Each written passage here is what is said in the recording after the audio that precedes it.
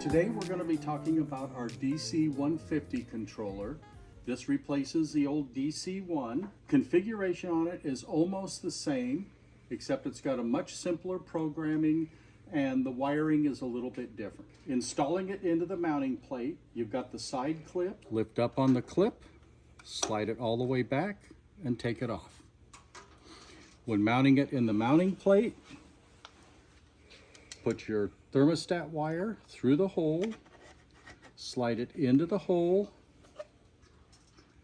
and put your clips in and push them forward evenly, and it'll latch itself down. Do the same on the other side, and you've got your controller mounted into the mounting plate that comes with the controller when you order the system. Now on the wiring on the controller, when you look at the back of it, the temperature sensor is on 1 and 2. This wire's just exactly opposite that the old DC-1 did. You've got your 115 volts in on number 5, neutral on number 6. You'll have a jumper from number 5 to number 8, and from number 7 you will take a line up to your air handler and solenoid valve.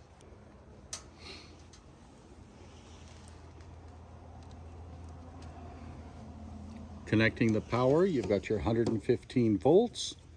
We're not hooking this one into a fan coil right now, so we're not putting a jumper on it. But always make sure your hot is on number 5 and neutral is on number 6.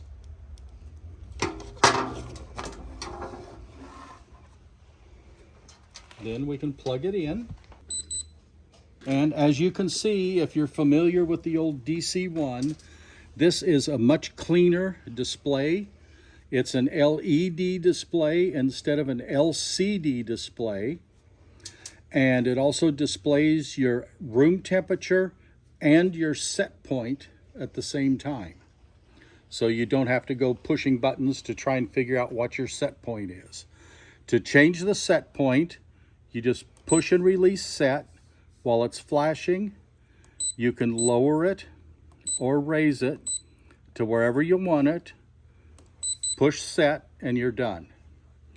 If you have to change the basic programming, of which there's only 7 things you can change on it, you push and hold set, and up here you can see it shows F0. Go to the RET button right next to the set, and you can scan through the different settings. As you see, as it changes, the number in the middle is what that particular item is set for. And then again, once you're done with everything, push and release set, and that locks in the new programming and you're done with it. This one, you can turn the power off, and then you can turn it back on.